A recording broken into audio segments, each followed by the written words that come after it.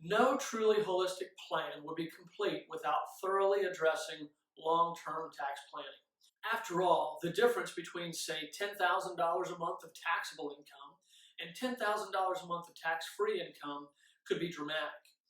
So while the bucket plan is the best way to structure your financial assets to tackle today's market challenges while meeting your immediate, short-term, and long-term goals, you also need to consider the tax consequences of all those assets you'll be relying on to generate your retirement income over the next, say, 30 years or more. In order to better understand this, you need to divide your assets into three categories: tax-deferred, after-tax, and tax-free. Tax-deferred assets are not taxed as they grow, but they are taxed when they're withdrawn for use. After-tax assets may or may not be taxed as they grow, but they are never taxed just because you make a withdrawal for use. Lastly, tax-free assets are never taxed on their growth, nor are they taxed when they're withdrawn for use. Spoiler alert, these are the best assets to have in retirement.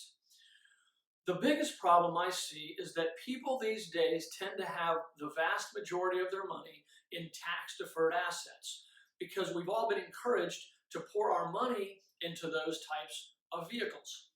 But unfortunately, these are the worst assets to have during retirement because they're the most taxable. You see, while it's true you might get a tax deduction when you place your money into your tax-deferred accounts, it's still taxable. You're simply putting off paying the tax. Think about it in this way. You're choosing to not pay tax on the seed you're planting, but you're going to have to pay tax on the harvest you reap down the road. So if you place $10,000 into a tax-deferred account today, you might save $2,000 in taxes. But if that $10,000 grows to, say, $40,000 over the next 20 or 30 years, you're going to owe $8,000 when you go to spend it. And that's assuming tax rates never go up.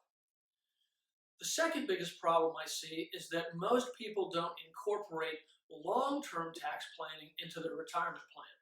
So they never diffuse this tax time bomb, and then at age 70 or 72, bam, it's too late.